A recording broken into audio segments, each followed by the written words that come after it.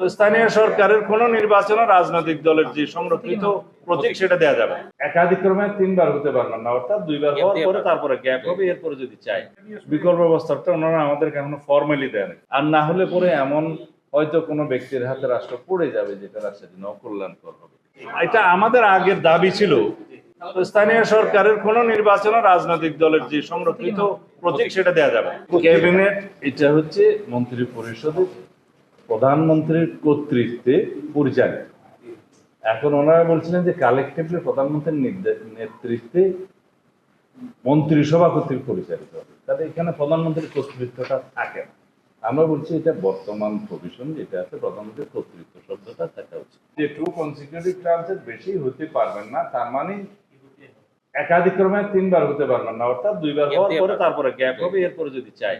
সেই জন্য আমরা বলেছি যে এটা গণতন্ত্রের প্র্যাকটিসটা হচ্ছে যে ফ্রি ফেয়ার নিউট্রাল ইলেকশন যদি হয়, যদি কেয়ারটেকার সরকারের অধীনে নির্বাচন হয়, যদি গণতান্ত্রিক নির্বাচনের মধ্য দিয়ে, নিউট্রাল নির্বাচনের মধ্য দিয়ে জনগণ সোভারেন অথরিটি হিসেবে যদি কোনো দলকে আবার মেজরিটি দেয়, তাহলে জনগণের সম্মানে সেটা আমরা বলছি যে এটা ডেমোক্রেটিক প্র্যাকটিস হিসাবে সেই অপশনটা থাকা উচিত।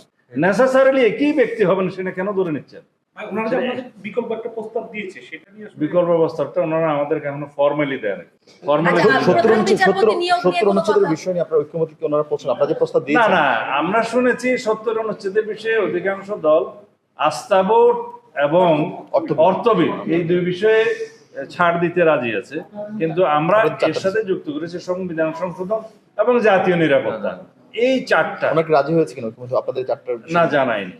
এই 4টা ওইটা জাতীয় ঐক্যমত্য হলে তখন দেখা যাবে। এই 4টা বিষয়ে বাদে বাকি সমস্ত বিষয়ে এমপিদেরকে স্বাধীনভাবে। আজকে তো বিচার বিভাগ নিয়ে কথা হয়েছে, প্রধান বিচারপতি নিয়োগ প্রক্রিয়া নিয়ে কোনো কথা হয়েছে কিনা? তাদের একটা প্রস্তাব ছিল, ওনাদের প্রস্তাব ছিল সিনিয়র মোস্ট যেন পরবর্তী মানে অ্যাপিলেট ডিভিশনের সিনিয়র মোস্ট যেন চিফ জাস্টিস হন।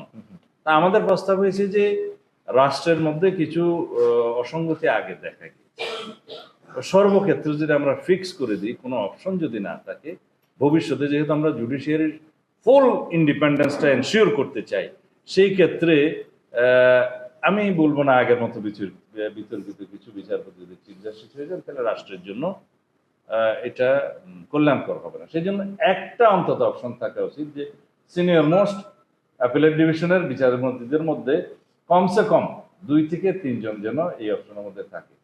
তো সেই জায়গাটা এখনো গৃহীত হয় না, সেটা আলোচনা চলছে।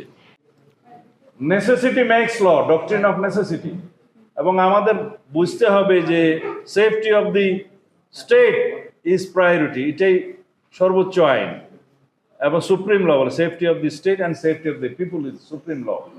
তো সেই বিষয়গুলো বিবেচনা রেখে এবং ডক্ট্রিন অফ নেসেসিটিটা বিবেচনায় রেখে কিছু অপশন এরকম রাখার সুবিধা। আর না হলে পরে এমন হয়তো কোনো ব্যক্তির হাতে রাষ্ট্র পড়ে যাবে যেটা রাষ্ট্রের জন্য অকল্যাণকর হবে। এটা আমাদের প্রস্তাব।